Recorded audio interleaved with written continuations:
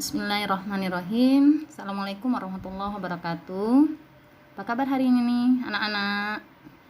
Alhamdulillah. Jangan lupa untuk selalu bersyukur kepada Allah. Oke, hari ini kita akan belajar tentang sistem pencernaan pada manusia. Sebelum kita memulai aktivitas baik kita pada hari ini, maka sebaiknya kita membaca doa belajar. Bismillahirrahmanirrahim. Raditu billahi rabba wa bil islami dina wa bi Muhammadin nabiyya wa rasulah. Rabbi zidni ilma warzuqni fahma. Amin. Baiklah, pada hari ini kita akan belajar tentang sistem pencernaan manusia. Adapun tujuan pembelajaran kita pada hari ini itu adalah 1.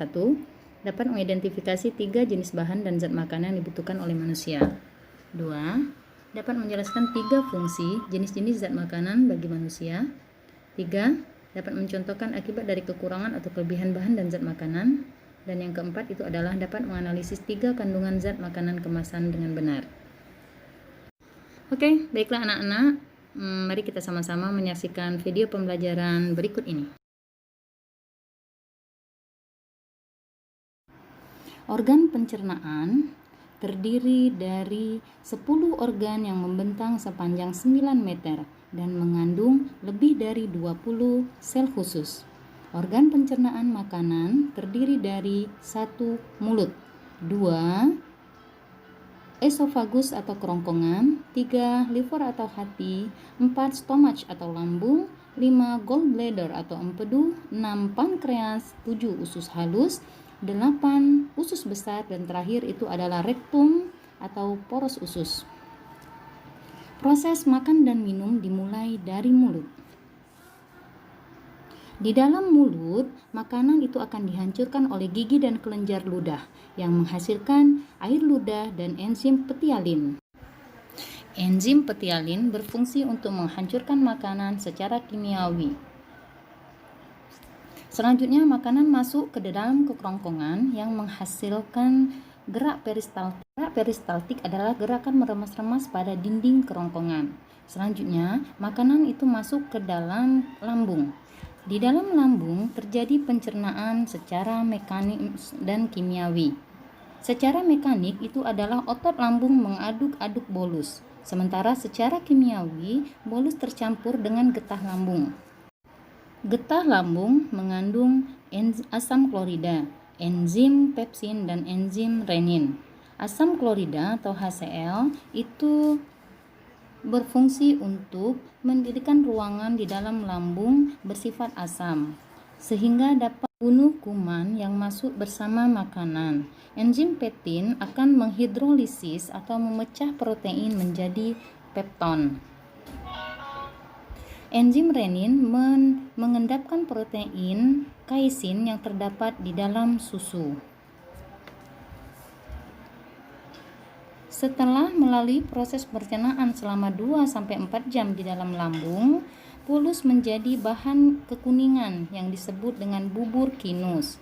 Bubur kinus akan masuk sedikit demi sedikit ke dalam usus 12 jari. Pengaturan ini dibantu oleh adanya otot-otot yang tersusun melingkar antara lambung dan usus 12 jari. Usus halus memiliki panjang sekitar 28,5 meter, terdiri dari 3 bagian. Duodenum itu sekitar panjangnya 0,25 meter, kemudian usus tengah atau duodenum yang memiliki panjang 7 meter, dan ilium atau usus penyerapan itu sepanjang 1 meter. Pada duodenum terdapat saluran yang menghubungkan antara kandung empedu dengan pankreas. Getah pankreas itu mengandung enzim lipase yang berfungsi untuk mencerna lemak, asam lemak, dan menjadi gliserol. Enzim amilase itu mencerna amilum menjadi maltosa. Enzim tripsin itu berfungsi untuk mencerna protein menjadi polipeptida. Getah pankreas, getah empedu yang dihasilkan hati itu akan mengemulsikan lemak, yakni membuat lemak agar larut di dalam air. Fungsi usus besar itu adalah mengatur kadar air pada sisa makanan. Bila kandungan air pada makanan terlalu banyak, maka usus besar itu akan menyerap air tersebut. Sebaliknya, bila sisa makanan itu kekurangan air, maka dinding usus besar itu akan mengeluarkan air dan mengirimnya ke sisa makanan tersebut. Di dalam usus besar itu terdapat bakteri Escherichia coli yang membantu membusukkan makanan. Bakteri Escherichia coli itu mampu membuat vitamin K dan B12. Sisa makanan yang tidak dibutuhkan tubuh yang berbentuk gas yang berbau itu disebut tinja atau feses. Yang kemudian tinja atau feses ini akan dikeluarkan melalui anus atau rektum. Demikian, alhamdulillah materi pembelajaran kita hari ini telah selesai.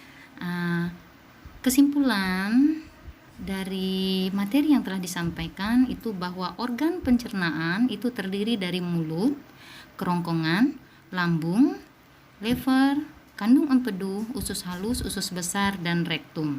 Pada pertemuan selanjutnya itu kita akan membahas tentang gangguan atau penyakit pada sistem pencernaan. Untuk memperkaya pemahaman kalian tentang organ dan enzim yang berperan dalam proses pencernaan manusia, ayo kita berlatih mengerjakan soal berikut ini.